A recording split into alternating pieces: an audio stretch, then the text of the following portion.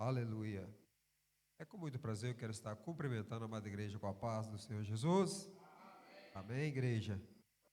Como diz o nosso pastor Romeu Ramos, quem está feliz, diga amém. Olha, a igreja está feliz. Maravilha. E temos muito mais que motivo para estarmos felizes, né? O Senhor nos proporcionou mais um dia de vida, com saúde, e estar na casa dele. Hoje, que é o último dia da semana, estarmos reunidos na casa do nosso Pai. Como já foi falado e muito bem, estamos na revista do segundo trimestre, revista essa que tem o título As Verdades Centrais da Fé Cristã. Como foi falado também pelo nosso dirigente do culto, o nosso diácono Gabriel Ferreira, estamos na reta final dessa revista. Já praticamente creio que, se não terminar esse final do mês, acredito que no início do mês já damos assim por encerrada, se o pastor Gamaliel não apertar o pregador, né? E o pastor Gamaliel costuma apertar os professores, colocando 2 lições no mesmo culto, e aí é uma benção. E o professor que se vire nos 30. Mas o pastor Gamaliel é uma benção, é o nosso diretor da nossa revista, um dos responsáveis para estar a nossa revista. Eu creio que já está quase aqui, já está, ali no telão já vai faltar pouco. Como já foi falado, estamos na lição de número 10. Terminando essa, vai faltar apenas mais 3 lições. E o título dessa lição, Igreja, o corpo espiritual de Cristo. Igreja, o corpo espiritual de Cristo, onde, como foi falado e muito bem pelo nosso dirigente, igreja não é apenas parede. Muitas das vezes nós associamos a igreja como parede. E por acaso isso até meus filhos, principalmente meu filho mais velho, Davi, a nossa igreja, e eu sempre oriento ele, não, meu filho, a igreja somos nós. Nós somos igreja, embora que temos uma representação em algum lugar, sim, mas a igreja é nós. Nós, seres humanos, somos igreja do Senhor. E essa igreja é um corpo. E este corpo está ali quase, e este corpo é composto por diversos membros. E nesse corpo ele tem a cabeça. E quem é a cabeça deste corpo, da igreja? Cristo. Cristo é a cabeça. Cristo é que direciona. Por isso nós vemos a igreja e muitas das vezes as pessoas denominam a pessoa à frente da igreja como responsável, como nós temos o nosso ministério ADEF, nós temos vinculado o nosso pastor presidente como responsável. Sim, é o responsável do ministério, mas da igreja não. O responsável da igreja é Cristo que direciona, é Cristo que faz, é Cristo que menciona o crescimento da obra. E eu gosto muito de referir a visão do nosso pastor. Nosso pastor, ele tinha um crescimento, como eu já até falei na última aula, para cima, encher esses pavilhões aqui que nós temos, tudo aqui, mas Deus direcionou e mudou a sua visão. Não é para cima, é para os lados. E hoje, para a honra e glória de Deus, somos 47 igrejas. 47 igrejas. Já chegamos à casa do milhar. Nós temos mais de 1000 adefenses. E o nosso pastor presidente profetizou que não será 1000, não será apenas milhar, será milhar e milhões. Milhares e milhões. E cremos que essa profecia irá se cumprir. Já cumpriu a profecia do milhar, nós já chegamos na casa do milhar. Eu creio que, se Deus permitir, se Ele não voltar, é claro, nós podemos contemplar também os milhões. Amém? Quem quer participar disso?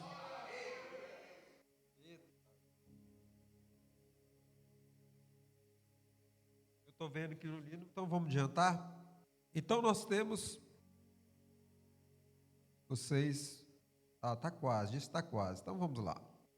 Então nós vemos aqui que este tópico, a nossa revista do sábado, é uma revista um pouco mais extensa. Ela é composta por 6 subtópicos. E cada 6 tópicos, perdão, e composto por alguns subtópicos. E o primeiro tópico dessa revista é: que é igreja? Nós vamos decorrer o que é igreja. No segundo tópico, a fundação da igreja. No terceiro tópico, os fundamentos da igreja. No quarto tópico, a missão da igreja.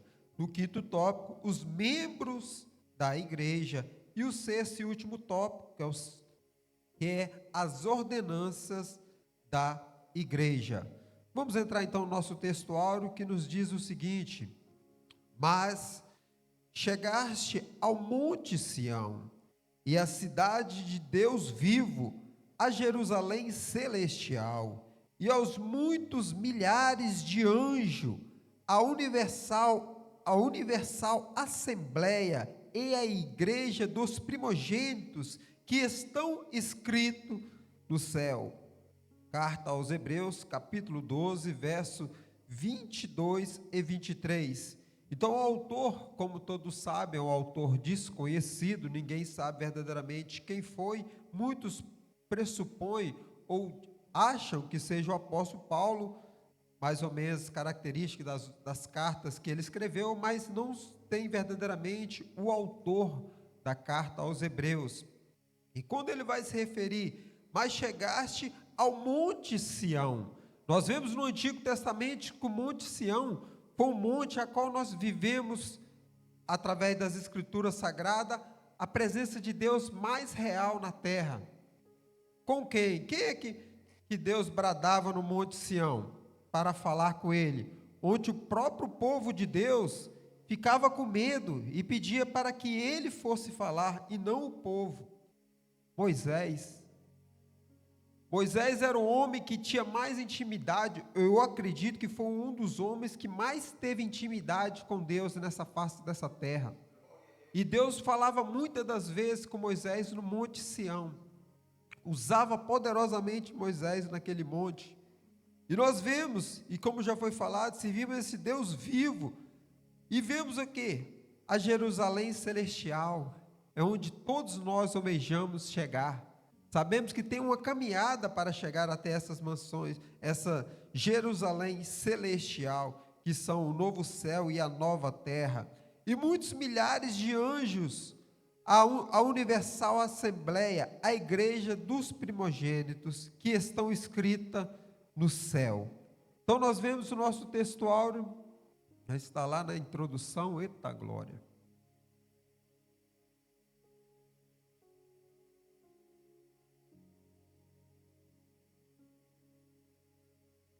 Boa. Inventamos, então, vamos entrar na nossa verdade prática. Verdade prática. A igreja de Cristo não é uma simples organização, e sim um organismo vivo que no poder do Espírito Santo, manifesta o reino de Deus ao mundo que jaz no maligno. Então nós vemos, como já foi falado pelo nosso dirigente do culto, nosso diácono Gabriel, e diretor das EBT e culto de ensino, e muito bem, que a igreja, ela não é apenas um lugar de convívio. Muitas das vezes pensamos que igreja, nós viemos aqui para termos um convívio uns para com os outros. Não.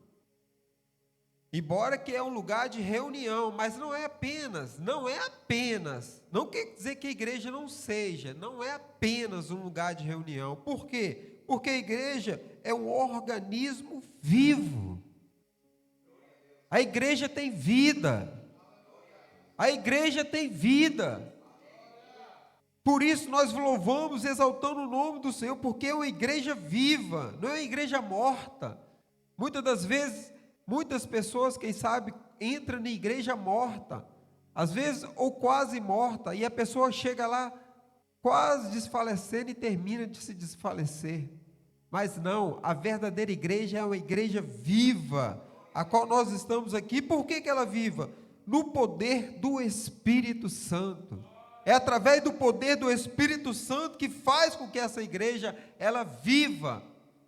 E vemos o quê? A manifestação do reino de Deus. O mundo, que mundo é esse? O mundo que jaz no maligno. Este mundo já está corrompido. Mas este mundo não tem, o jaz do maligno aqui, ele não tem autoridade sobre a igreja. Por quê? Porque a igreja foi outorgada autoridade e poder. Nós, como igreja do Senhor, nós temos autoridade, temos poder. Através de quê? Através do nome do Senhor Jesus, a qual nos outorgou poder e autoridade.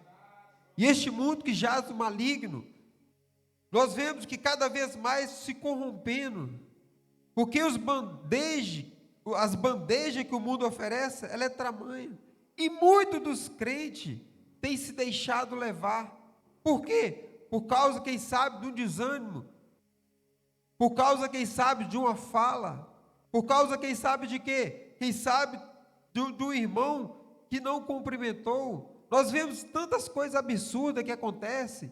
Por isso que a gente sempre gostamos de falar e frisar: nunca entre na casa de Deus por causa de pessoa. Entre sempre na casa de Deus por causa dele, para ele, por ele, são todas as coisas. Porque assim a gente não vai se decepcionar com ninguém. Olha sempre o alvo. Quem é alvo? Cristo. Cristo é o nosso alvo. Cristo é a nossa direção. Vamos então, está ali a nossa leitura bíblica em classe. Ela foi feita pelo nosso diácono Danilo Conceição, que se encontra no Evangelho de Jesus, a qual escreveu Mateus, capítulo 18, verso 13 ao verso 20, nós não vamos nos deter nela para ganharmos tempo. Vamos entrar na nossa introdução, uma pequena introdução, todos conseguem ver bem, não conseguem? Peço que todos leiam para mim, fazendo um favor, no 3, 1, 2, 3...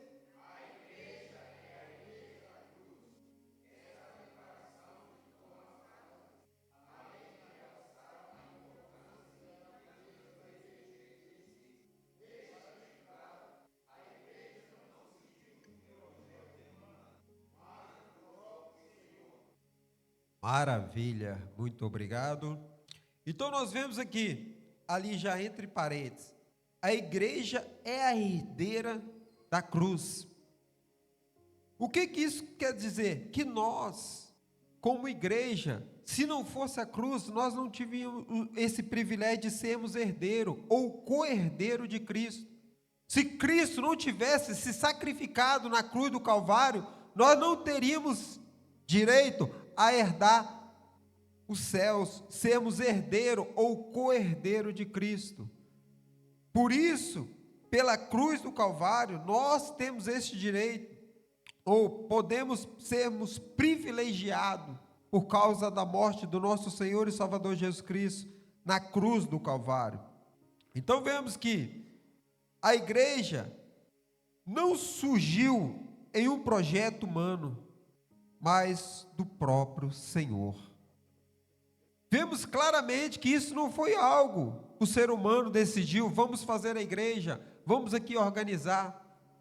E o mais interessante, lá no início da igreja primitiva, o que me chama muita atenção, que pensa no povo que foi perseguido. Pensa num povo que foi perseguido. Talvez hoje muitas falam: nossa, nós somos perseguidos. Alguns, dependendo de alguns países, realmente, sim, há muita perseguição ainda, infelizmente, com os cristãos. Mas na igreja primitiva, a perseguição era tremenda, irmãos. Tremenda. Mas o mais interessante é que quanto mais perseguia, mais a igreja crescia. Mais perseguia, mais a igreja crescia. Por isso que a igreja não surgiu de um projeto humano, mas sim do próprio Senhor. Qual seria o ser humano que, sendo perseguido e perseguição de morte, que viria a crescer? Qual algo feito pelo próprio ser humano, através da perseguição, que isso viria a se expandir, se não fosse projeto humano? Não teria como algo, se fosse projeto humano, isso dar sequência e chegasse até nós. Mas por causa da perseguição e por não ser projeto humano, Deus nos escolheu para estarmos aqui representando a igreja do Senhor na terra. Vamos agora adiantar, vamos então entrar no nosso primeiro tópico de número 1, o que é a igreja? Como definir a igreja? William Guzman assim o faz: a igreja não é nada mais do que Cristo manifesto. Como seus representantes, devemos nos empenhar em ter uma vida santa e irrepreensível, a fim de que os homens, ao ver a nossa conduta, venham glorificar a Cristo, a cabeça da igreja. Isso é algo muito tremendo, irmãos. Por quê? Porque nós, como igreja do Senhor, nós temos que dar exemplo. Nós temos que ser o exemplo. Quantas e quantas são as pessoas que falam assim, o nosso pastor Santos, e até já aconteceu comigo também, o nosso pastor Santos falou, se for para ser crente igual aquele ali, eu prefiro não ser crente. Foi ou não foi, pastor Santos? Por quê?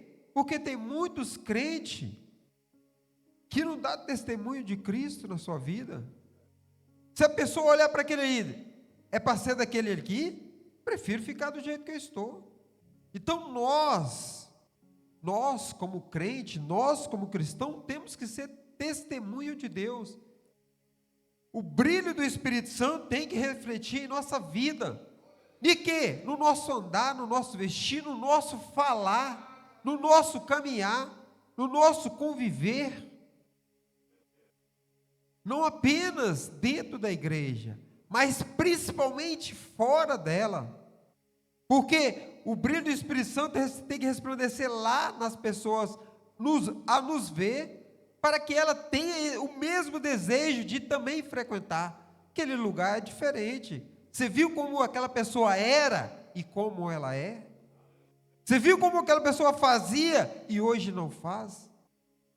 O nosso testemunho tem que verdadeiramente servir de exemplo para as outras. Então, definição etimológica. A palavra igreja vem do verbo kan'el. Isso eu procurei o mais próximo de hebraico, não sei se a pronúncia é correta. Kan'el, que do grego quer dizer eclésia. Ambas as palavras do texto sagrado carregam o mesmo significado: reunião pública ou assembleia, regularmente convocada, cujo objetivo é congregar-se para deliberar sobre o bem comum. Então nós vemos aqui na primeira definição etimológica sobre a igreja, que é o quê? Que é uma reunião pública ou assembleia. Como havia falado, a igreja é também um lugar de se reunirmos. É um lugar que nós viemos aqui de uma forma de nos reunirmos, ou através da reunião, ou algumas também falam assembleia. Qual o objetivo? De congregar. O objetivo de quê? De congregar. E muitas vezes a dificuldade de quê? Nos tempos atuais, de congregar. Muita dificuldade dos cristãos. Sabemos que nós fomos olhar para a nossa correria do dia a dia, ninguém congrega. Tirar tempo para ir para a igreja, ninguém vai. Mas nós não podemos olhar para este lado. Temos que ver que temos esse objetivo, porque não é apenas estarmos aqui reunidos. Tem um objetivo primordial, que é o quê? Adorar aquele que vive, aquele que reine. Porque toda honra e toda glória sempre seja para Ele. Por isso o objetivo primordial de nós nos estarmos aqui para congregar, para exaltar, porque como diz o salmista, tudo aquilo que tem fôlego, louve adore ao Senhor. E nós, com certeza, não somos diferentes. Nós temos que dar toda a adoração a este Deus vivo e verdadeiro. Vamos para a nossa definição teológica. A igreja é o conjunto daqueles que, aceitando a Cristo pela fé, são imediatamente agregados em seu corpo espiritual como sua possessão, a fim de testemunhar acerca do Evangelho. O mesmo termo é aplicado ao ajuntamento dos fiéis num determinado lugar para adorar a Deus. Com o tempo, a palavra passou a designar lugar de reunião dos crentes. Então nós vemos aqui que, na definição teológica, a pessoa, quando aceita Jesus, ela automaticamente, ela entra ou pertence ao corpo de Cristo. Só que muitas das vezes nós vemos aqui, nesse aceitar ao Senhor, ele tem um processo. E principalmente no primeiro amor, sempre as igrejas mencionam sempre, né? E quando a pessoa no primeiro amor, ela de uma forma adora ao Senhor de uma forma tão extraordinária. Por isso que muitas das pessoas pregam falando do primeiro amor. Porque é uma forma incondicional. Que amor é esse? O amor transformador. E quem faz essa transformação? O Senhor Espírito Santo. Só que o que acontece com a igreja? Quando a pessoa entra naquele amor incondicional pelo Evangelho, ela só vê maravilhas. Só que depois as pessoas começam a ver os defeitos que toda igreja tem. E se detém nos pequenos defeitos, nas pequenas falhas, e começa a esfriar esse amor. Mas cadê aquele amor? Aquele verdadeiro amor, que quando te chamou, te impulsionou, e tudo que viu era mil maravilhas. O verdadeiro primeiro amor. E hoje o que acontece? Muitos crentes, cria-se crente rabugento. Cria-se muitos crentes que não está satisfeito com nada. Reclama de tudo e de todos. Nada presta. Mas aquele verdadeiro amor, onde está aquele verdadeiro amor? O primeiro e verdadeiro amor. Muitos crentes acabam abandonando. E muitos acabam deixando. E nós vemos no mundo atual, o índice de pessoas que se encontram afastadas do Evangelho é grande. É muito grande. E nós sabemos que temos que buscar aqueles que ainda não tiveram o primeiro encontro. E aqueles que já tiveram e já hoje se encontram afastados? Nós, como igreja do Senhor, temos também essa obrigação. Não apenas de resgatar aquele que não teve um encontro real, mas aquele que teve e saiu. Por quê? Por mínima coisa. O primeiro amor foi tão grande, mas depois olhou para as dificuldades, olhou para as divergências, olhou para as falhas. Por quê? Porque ainda o nosso corpo não está glorificado. Você quer ver perfeição? Peça a Deus para te arrebatar, ou para te levar. Aí você vai ver perfeição. Aí sim você vai encontrar a perfeição lá no céu. Aqui na terra, infelizmente, o que nós temos que fazer? Aproximar-se o mais perto possível da perfeição.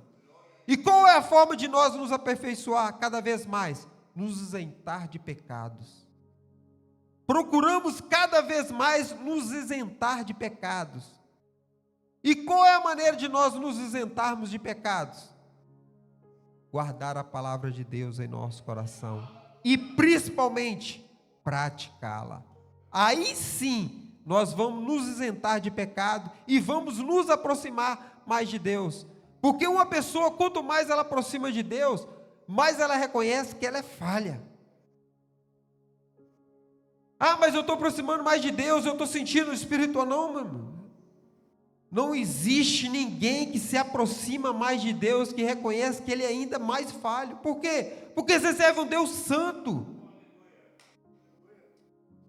E Deus santo, quando você mete para Esse Deus, ele é tão santo, irmãos, que nosso pensamento, já estamos pecando. Só pensar, já estamos pecando.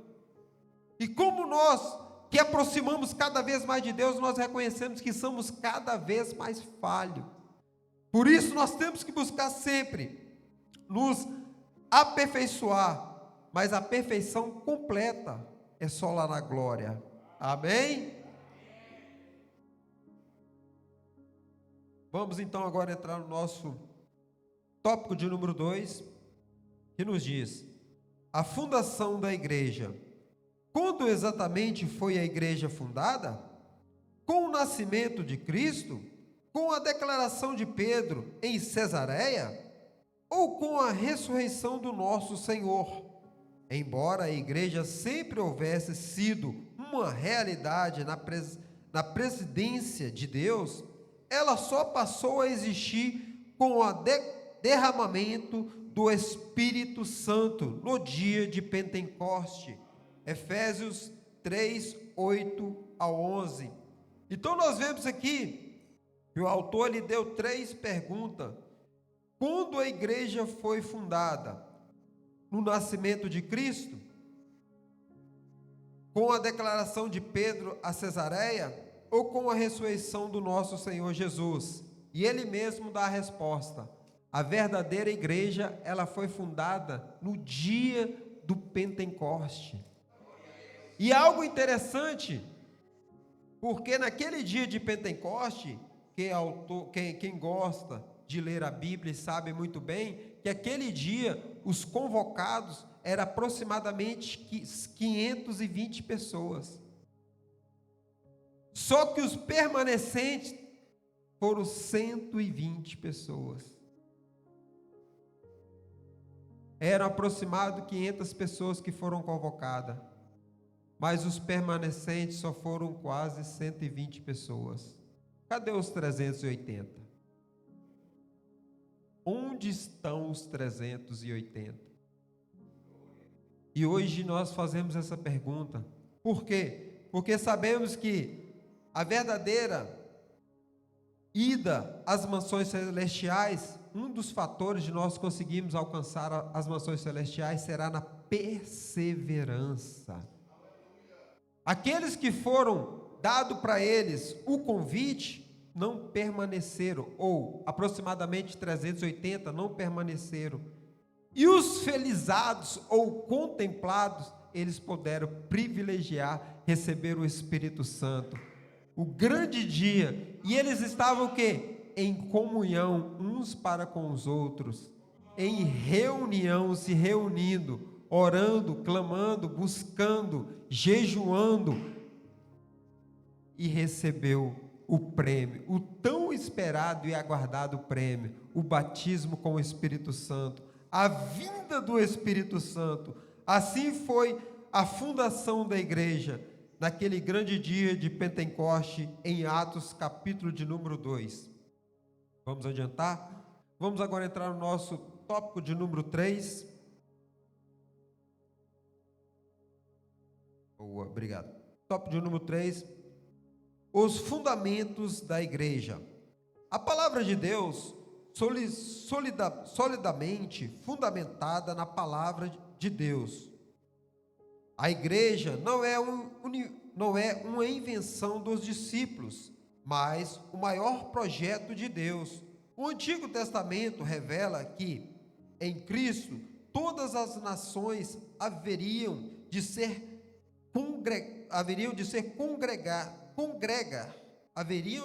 congregar em Deus. Gênesis 12, 1 ao 3 e Ageu 2, 7. O fundamento maior da igreja é, sem dúvida alguma, a palavra de Deus. Vemos aí as referências bíblicas, deu-nos algumas referências bíblicas. Vou estar lendo lá em 1 Coríntios 3, na versão NVI, nova versão internacional, que nos diz o seguinte: conforme a graça de Deus que me foi concedida, eu, com sabedoria, construtor, lancei o alicerce, e outro está construindo sobre ele. Contudo, vejo cada um como constrói. Então nós vemos aqui também em Efésios 3, 5, que são uma das referências, esse ministério não foi dado a conhecer aos filhos do homem, mas agora foi revelado pelo Espírito aos santos apóstolos e profetas de Deus. Este ministério significa que, por meio do Evangelho, os gentios são co-herdeiros como Israel, membros do mesmo corpo e participante da promessa em Cristo. Então nós vemos aqui que a promessa ela foi feita lá, vemos aqui Gênesis falando sobre Abraão, Gênesis 1:12. Vemos aqui também outras referências, como eu acabei de ler lá em 1 Coríntios 3:10. Vemos aqui que Deus ele já tinha esse propósito. Deus ele já tinha essa fundação. E Deus visava principalmente também os gentios. Porque quando veio para os israelitas, quando veio para o seu próprio povo, o povo o rejeitou. O povo não aceitou. Ou o povo ignorou. Por quê? Porque o povo queria um reinado aqui na terra. Esse reinado ele vai acontecer. Sim, sim. Você sabia que o reinado de Deus vai acontecer na terra? Quem sabia, diga amém. É o reinado do 1000 anos com Cristo. Mas antes desse reinado chegar, vai vir a grande tribulação. Vai vir um período muito tumultuoso na terra. Só que este povo, o povo de Israel, ele queria que Cristo viesse para reinar a terra, reinar com eles. E muitas das vezes as pessoas querem as coisas assim, tudo da terra. Almejar o céu ninguém quer, só quer coisa da terra. Por quê? Porque é coisa que estão vendo. Você já reparou que muitas das vezes nós almejamos coisas que vemos? O ser humano é assim. Ele se apega àquilo que vê. Por que muitas das vezes as pessoas não se apegam no céu? Porque a terra é algo que nós estamos vendo, estamos presenciando, estamos vivendo. E viver pensando nas mansões celestiais pode demorar. Se o Senhor Jesus demorar a vir, pode. Ou não. Basta a nossa senha chegar. Bater na porta. E quem sabe o dia que vai partir? Quem é aqui que sabe? Tem uns que antecipa, né? Tira a sua própria vida. Mas sabemos que por trás disso há demônios. Então, sabemos que nós temos esse privilégio. Porque nós fomos alcançados através da palavra de Deus. Nós fomos alcançados como gentil. Fazemos parte da igreja do Senhor. Vamos agora entrar. A declaração de Cesareia. Em Mateus 16, que é no caso capítulo 18, verso 16, deparamos-nos com uma das mais concorridas passagens da Bíblia. Os católicos, buscando alicerçar a autoridade papal, afirma ser Pedro a pedra a que se refere o Senhor Jesus. Já os protestantes, que somos nós, asseveram a pedra em questão não é o apóstolo, mas a declaração que está inspirada pelo Espírito Santo e fez a respeito da missianilidade do Nazareno. Aliás, o próprio apóstolo Pedro afirma que a pedra é Cristo. Quem já esteve em Israel, na futura ou a casa de Pedro, é construída lá não vou falar que é uma igreja, é como se fosse uma igreja lá, um templo, em cima da casa. E como aqui é referido aqui, eles falam, e os católicos, no caso, quem já foi lá, nós tivemos lá e vimos, que lá, então eles colocam aqui como Pedro, ou aqui coloca o papal, no caso o Papa, como Pedro que é, mas não, a pedra é Cristo. Cristo que é a pedra. Ele deu a referência de Pedro, mas quem é verdadeiramente a pedra? A pedra é Cristo, e sobre o Cristo que nós devemos edificar a nossa casa, a nossa vida. Imagine se nós edificarmos a nossa vida sobre Pedro. Que poder tem Pedro? Que autoridade tem Pedro? Pedro já teve autoridade. Hoje em dia Pedro já não tem, por quê? Pedro não ressuscitou. Então a autoridade é dada para aquele que vive, aquele que reina, aquele que ressuscitou. Então a nossa casa é construída sobre Cristo e não sobre Pedro. Apesar do Senhor Jesus ele falar no Pedro, edificarei a igreja, mas a igreja é edificada sobre a rocha, e a rocha é o Senhor, nosso Salvador. Então nós vemos que isso verdadeiramente, a edificação da nossa casa tem que estar em Cristo. Vamos agora entrar para o nosso tópico de número 4, a missão da igreja. A glorificar a Deus. No Sermão da Montanha, exorta-nos o Cristo a vigirmos de tal forma, a fim de que os homens glorifiquem ao Pai Celeste. Está lá em Mateus, capítulo de número 5, o verso 16, na versão ARC, nos diz assim: assim resplandece a vossa luz diante dos homens, para que vejam o vossas boa obra e glorifiquem o vosso Pai que está no céu. Como havia falado, o Senhor Jesus aqui ele está falando que a glória de Deus ela tem que ser resplandecida na nossa vida, na nossa face. Não adianta nada, como havia falado, nós vivemos algo dentro da igreja e não vivemos algo lá fora. Que glória é essa, como diz o nosso Senhor e Salvador Jesus Cristo? Assim resplandece a vossa luz diante dos homens, para que vejam as vossas boas obras e glorifiquem o vosso Pai que está nos céus. As nossas obras têm que ser glorificadas. Ah, mas eu estou num trabalho onde eu sou perseguido. As suas obras têm que ser glorificadas. Como foi dado aqui na lição de terça-feira, não pode ser como na lei de Moisés, olho por olho, dente por dente, mão por mão e pé por pé. Não é isso, meu nobre presbítero Josué Freitas? Não pode ser assim. Ah, mas eu estou sendo maltratado lá na escola, eu estou sofrendo bullying. Você é servo de Deus. O brilho do Espírito Santo tem que resplandecer na sua vida. Eu estou sendo, mas você não sabe a prova que estou passando lá no meu trabalho. Tem um chefe, uma chefe que pega no meu pé.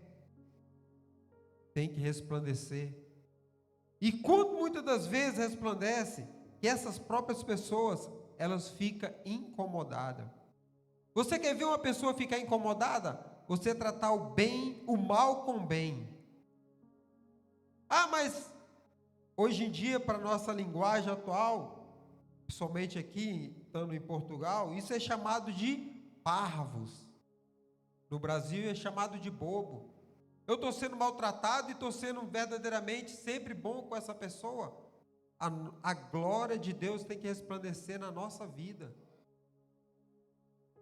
E quantas vezes o Senhor Jesus ele foi maltratado, quantas e quantas vezes o nosso Senhor e Salvador Jesus, ele foi encurralado para justamente tentar pegar de alguma forma ou de outra. E ele tinha sempre uma resposta certa. Sempre o Senhor Jesus, ele sempre tratou o mal com o bem. E o que ele fez? Fez com que as pessoas verdadeiramente, como ele fala aqui, assim resplandece a vossa luz diante dos homens, para que vejam as vossas obras e glorifiquem o vosso Pai que está no céu. Vamos para o segundo subtópico, ser habitação do Espírito Santo. 1 Coríntios 6,19. A igreja é templo do Espírito de Deus. Nela habita o Espírito de Deus. Os que procuram têm de saber que Deus, de fato, está entre nós. Deus, de fato, Ele tem que estar entre nós. Nós temos que, a igreja é templo do Espírito de Deus, nela habita quem? O Espírito de Deus. E os que procuram têm de saber que Deus, de fato, está entre nós. E verdadeiramente, e como Deus se manifesta dentro de nós? Através do Espírito Santo. Através de uma resposta que muitas das vezes clamamos. Através de obras que muitas das vezes fazemos. E a prova disso é o que nós estamos hoje aqui, ó. Quem conhece sabe da história dessa igreja. Quem viu, pastor Sanzio, ele postou recentemente, completando 14 anos, não é isso? 14 ou 15 anos, já não me lembro. 14 anos da igreja ADEF. O que era a igreja ADEF, irmãos? As fotos antigas disso aqui. E você falar que isso aqui foi levantado em 45 dias, se não me falha a memória. 45 dias. Irmãos, quem entrou nisso aqui, isso aqui era caixa, era pó, era coisa desesperadora. E para piorar, tinha ainda o mandato da Câmara, proibindo a inauguração disso aqui. Proibido. E que se abrisse isso aqui, se inaugurasse aqui, ia vir uma multa pesada da Câmara. E o pastor presidente foi e recuou.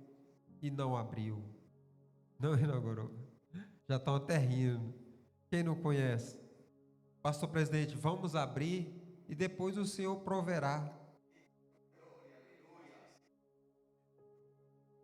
Falou tudo. O que acontece?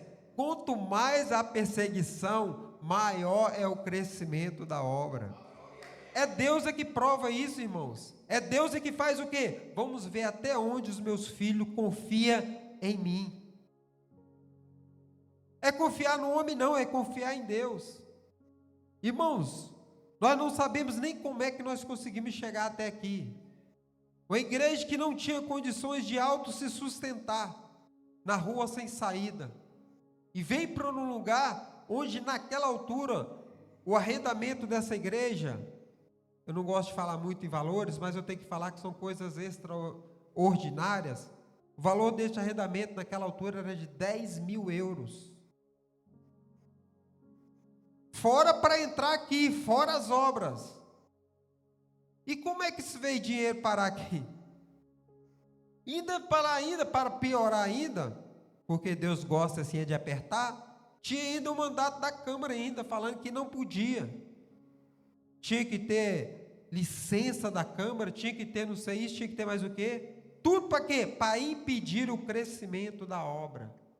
Mas quando Deus está no negócio, não há ninguém que para. E assim não parou a igreja de Cristo, e hoje nós louvamos e adoramos Deus neste lugar. Vamos continuar. Subtópico 3. Tornar conhecida a sabedoria de Deus. Através da exposição das Sagradas Escrituras, pode a igreja demonstrar quão superior é a sabedoria divina. Irmãos, a Bíblia Sagrada, por si só, por isso que muitos ateus não acreditam e não creem nela, porque é um milagre. Tudo aqui que fala, Deus se refere, são coisas extraordinárias. Já começa na fundação do mundo. Nós estivemos estudando e muito bem no primeiro trimestre, falando sobre a criação do mundo. A forma como Deus criou as coisas, Deus falou e a coisa aconteceu. Deus falava, as coisas criavam-se. Criava do nada, porque Deus faz tudo. Deus não precisa de nada para criar tudo, porque Deus é tudo. E nós vemos aqui que através da exposição da Sagrada Escritura, pode a igreja demonstrar quão superior a sabedoria divina. Por isso que muitas pessoas procuram de todas as formas tentar saber algo da parte de Deus. E muitas coisas, aqui estão algumas delas que não foram reveladas para os seres humanos. Você quer, muitas das perguntas que muitos nós fazemos, só podemos concluir lá no céu. Perguntar, quem sabe, para o próprio Criador. E por isso que não tem como, só mesmo, por isso que a palavra lá em Hebreus, que a fé é um firme fundamento das coisas que espera e a prova daquilo que não se vê. Você está esperando algo, mas você não está vendo algo. Você acredita em algo, mas você não está conseguindo sequer nem uma luz no fim do túnel. Mas se você crê, as coisas acontecem. É assim que é a palavra de Deus. Subtópico 4, proclamar o Evangelho.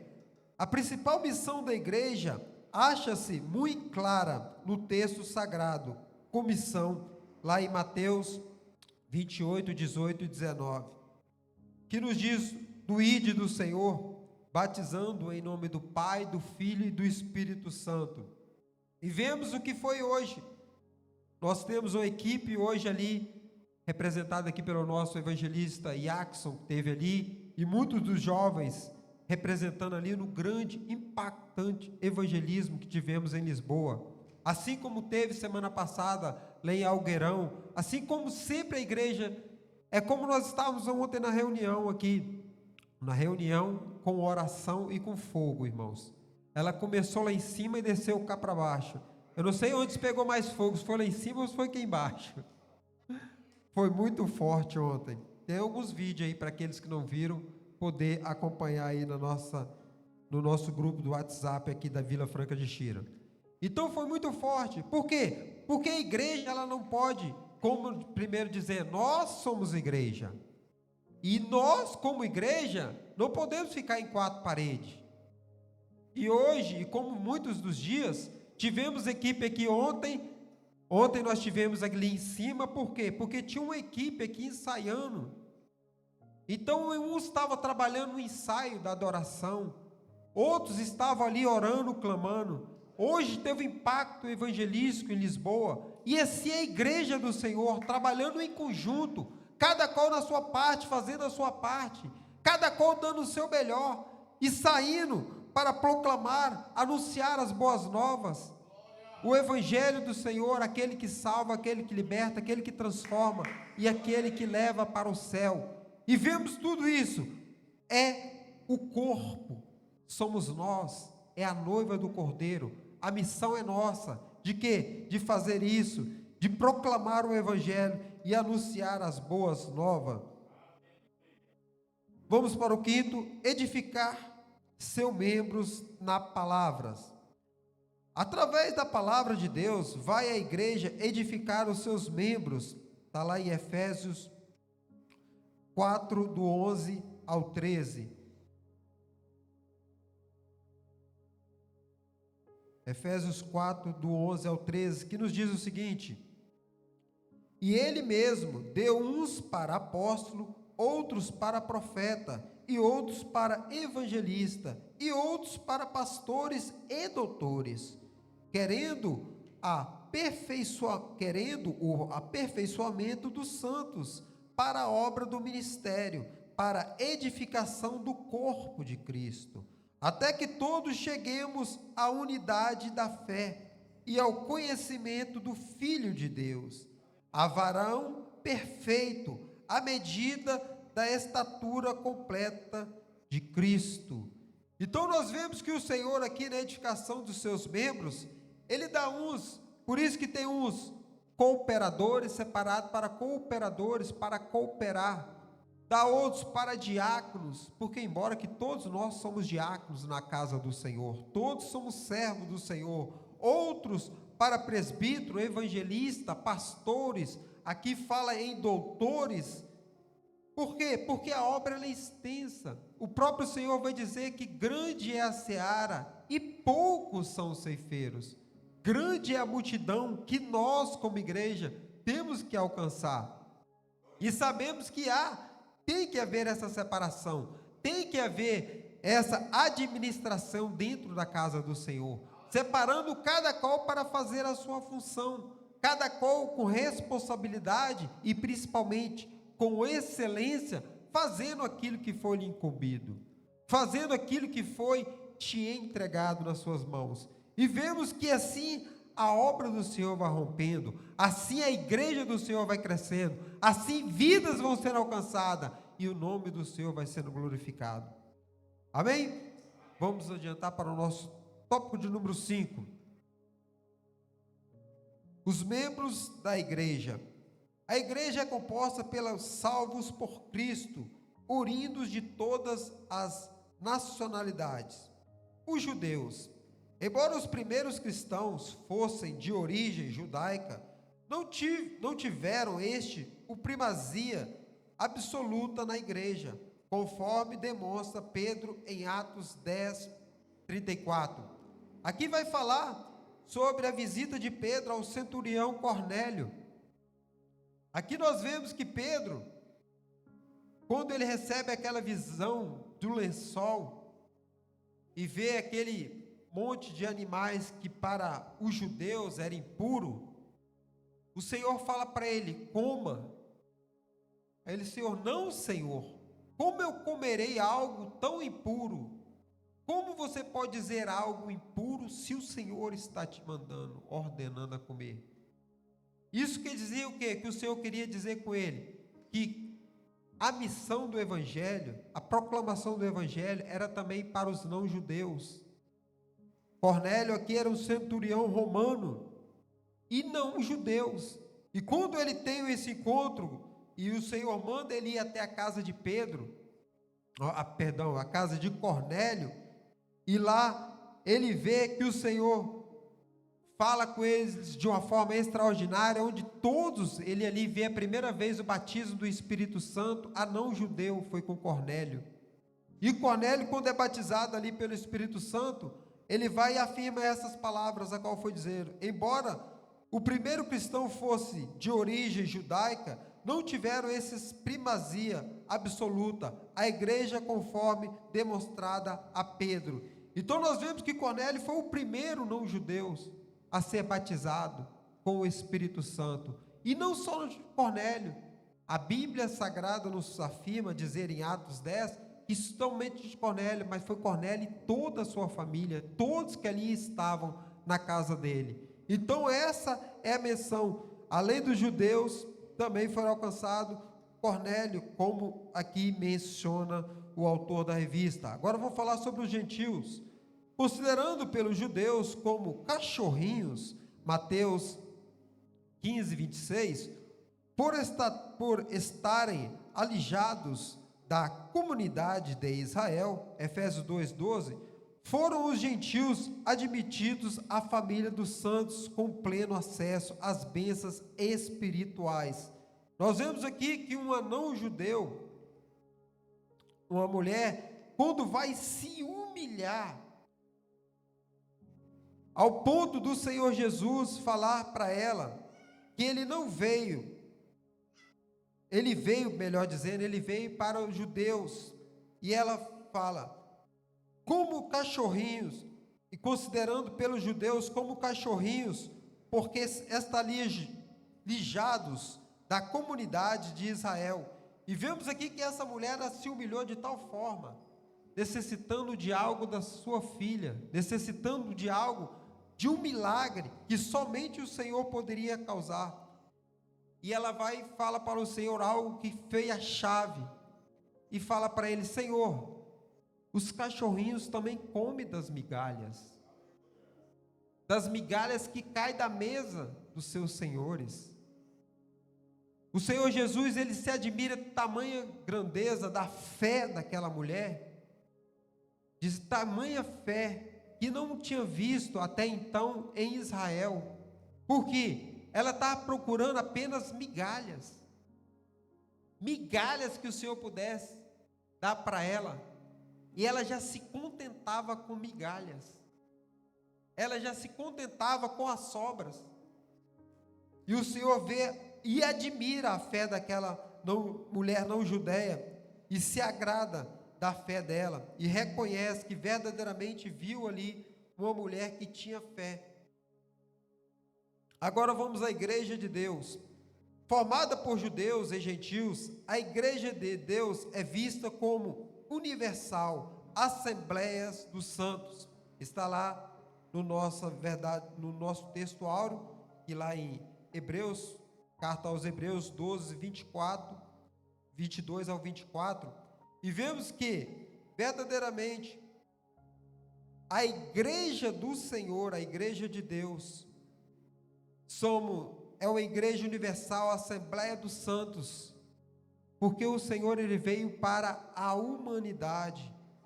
Tem aqueles que os rejeitaram, como os próprios judeus, tem os que rejeitam o Senhor, mas o Senhor veio para salvar a humanidade. A morte do Senhor Jesus foi para todos os seres humanos.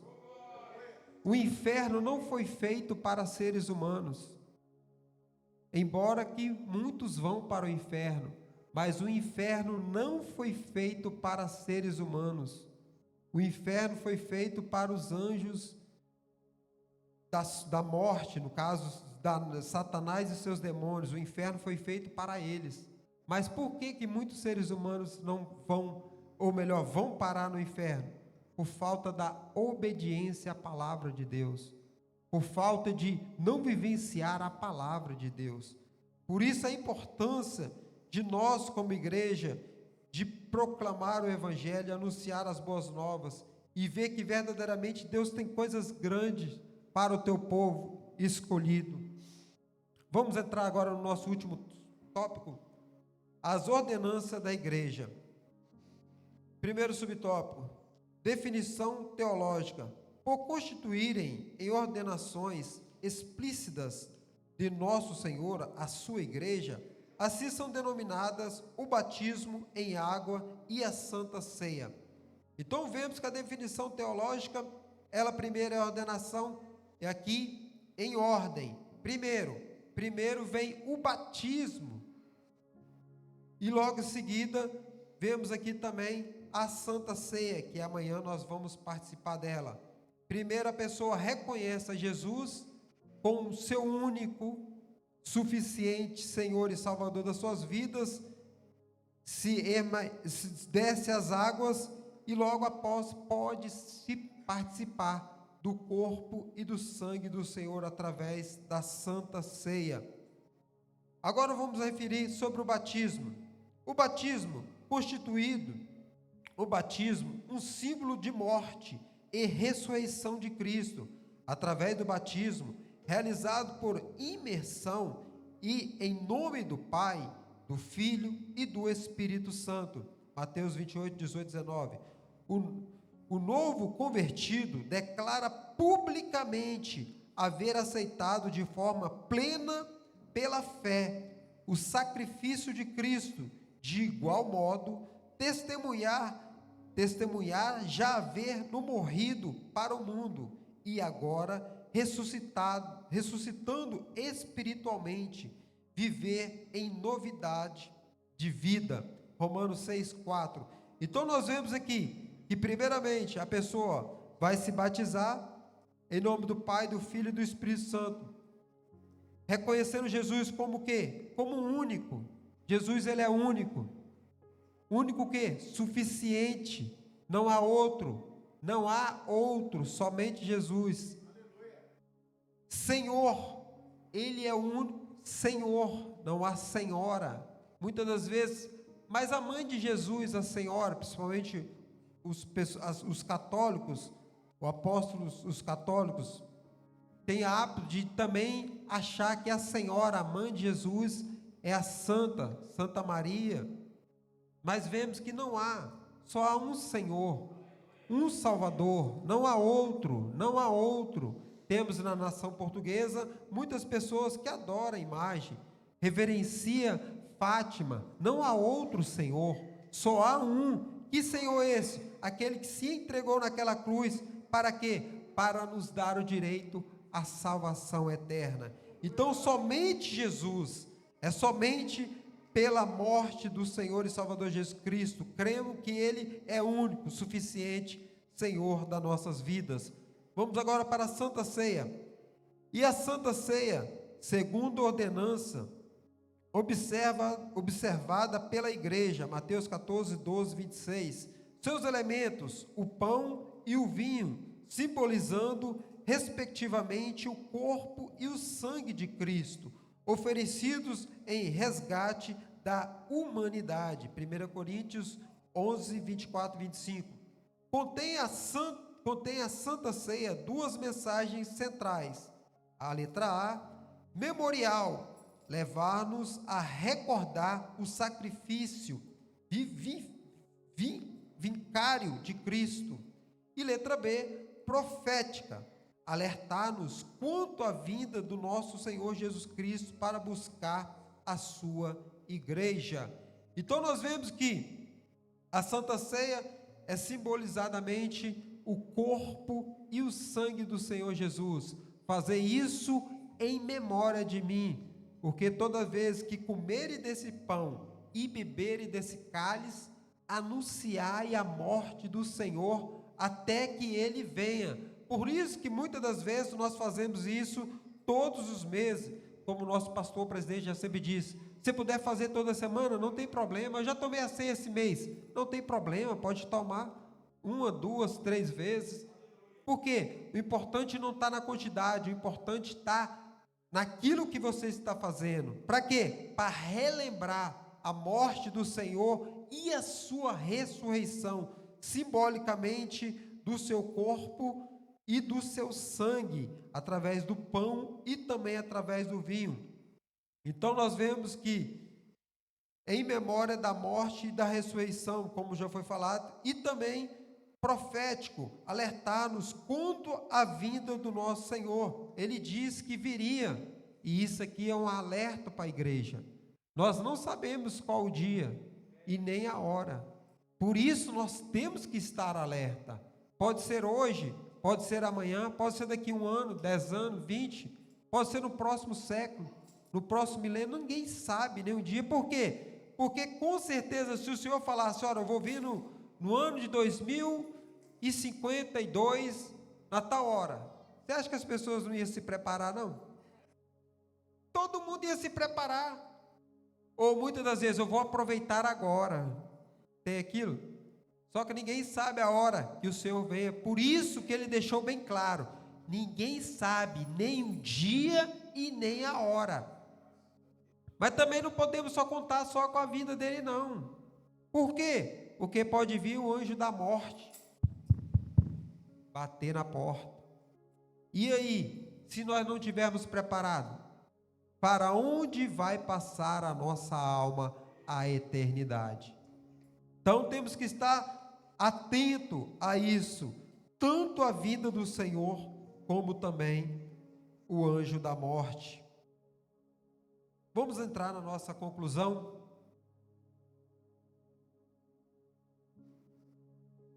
E eu peço, conseguem ler aí? Amém? Para aqueles que conseguem, eu peço a ajuda de todos, então no 3, para aqueles que conseguem. 1, 2, 3.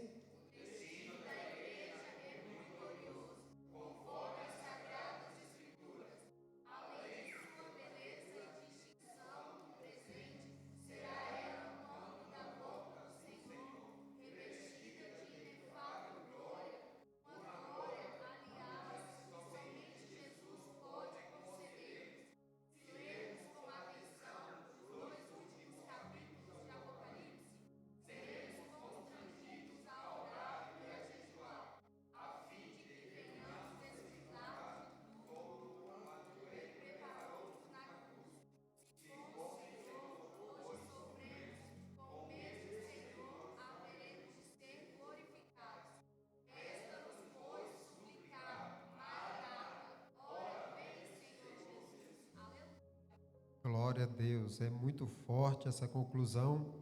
Portanto, o autor da revista vai se referir a 2 capítulos aqui de Apocalipse, os 2 últimos capítulos, 21 e 22, onde vai falar justamente sobre isso, sobre o novo céu, sobre a nova terra, e também vemos a morte, ou aqueles que vão verdadeiramente herdar a vida eterna.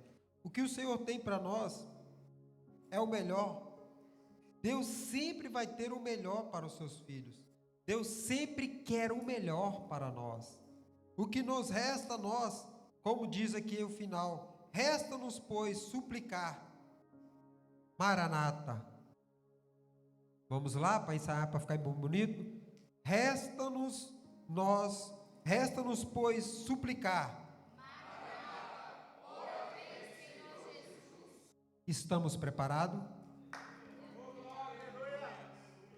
Que Deus possa nos abençoar e nos preparar cada vez mais para essa vinda do Senhor Jesus, pois, Maranata, ora vem Senhor Jesus. Assim, finalizamos a nossa aula de hoje. Que Deus possa abençoar a vida de todos vocês que se faz presente, e vamos manter firme. Sabemos que quem mais quer nos tirar da presença de Deus é o nosso arquirrival, nosso adversário, inimigo de nossas almas. Mantemos firme, sem vacilar, sem titubear, nem para a direita e nem para a esquerda, olhar para Cristo, que é o nosso alvo. Que Deus possa abençoar a vida de todos. Nosso pastor local, pastor Sanzoelmo Soares, dando continuidade à aula desta noite.